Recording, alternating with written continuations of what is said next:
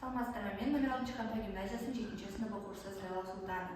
Менің жобамның тақырыбы Мағжан Жұмабаевтың толқын өлеңдері табиғат пен адамның біртұтастығы.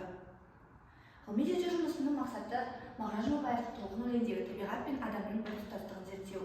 Өлеңдегі табиғаттың адам рухына әсері, адамның ішкі әлемі мен оның табиғатпен байланысты тұрғысынан лирикалық кейіпкердің сезімдері мен ойларын талдау арқылы табиғат пен адамның біртұтастығын, яғни байланысын, өзара байланысын және өзара үйлесімін көрсету.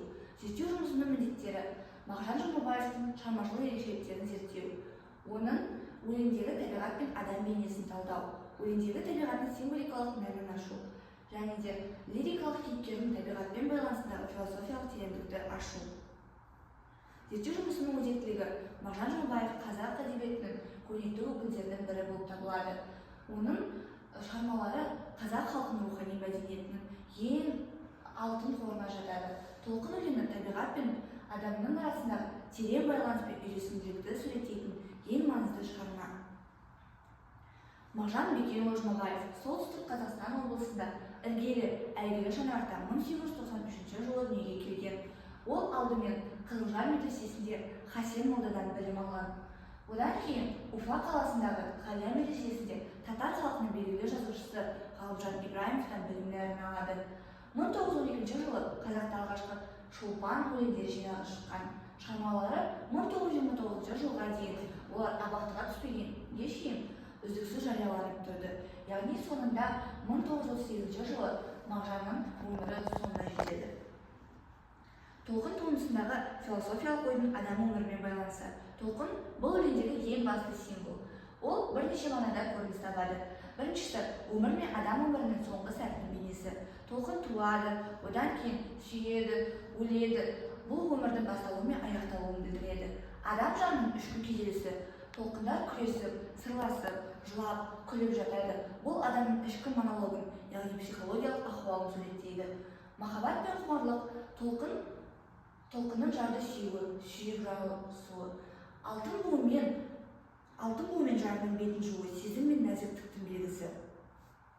Қимыл мен қозғалыс арқылы бейнелеу, яғни толқыннан толқын туады, толқынды толқын қуады деген жолда үздіксіз қозғалысты, өмірдің тоқтамай әрі қарай жалғасатынын, табиғаттағы және адам өміріндегі ұдайы жаңаруды суреттейді. Жарысып жарыға барысады, мақсатқа ұмтылу мен соған жету, соңында тағдыр шексіз сәттерге меңдеуі. Адамзатқа тән сезімдердің көрінісі. Толқынды бұл өлеңде адам бейнесі ретінде суреттейді. Толқын сөйлейді, сырласады, құпия бөліседі, күледі, жылайды, сүйеді, өледі. Бұның бәрі адамға тән әрекеттер. Жылағаны күлгені оның өлгені. Бұл тіршілік пен эмоцияның біртұтастығын, шаттық пен егіздікті көрсетеді. Өз жобамды қорытындылай келе, Мағжан Жұмабаев бұл өлеңінде табиғат көрінісі арқылы ішкі монологты, адамның бейсаналық күйін, сезім мен тағдыр арпалысын, мұны және де мәңгі қозғалыс пен тыныштыққа жету идеясын шебер жеткізеді. Ұсыныс: жоғары сыныптарда толқын өлеңі арқылы адамның ішкі күйін, сана ағымын, әдебиет және психология байланысында талдау, психологиялық тренингтер өткізу. Оқушылардың әдебиетке деген қызығушылығын арттыру керек. Яғни осы өлең негізінде өнер түрлері, музыка, сурет, анимация байланысты шығармашылық жобалар жасау. Толқын өлеңін басқа ақындардағы табиғат пен адам байланысын салыстырып, әдеби-танымдық дебаттар ұйымдастыру пайдалы болады.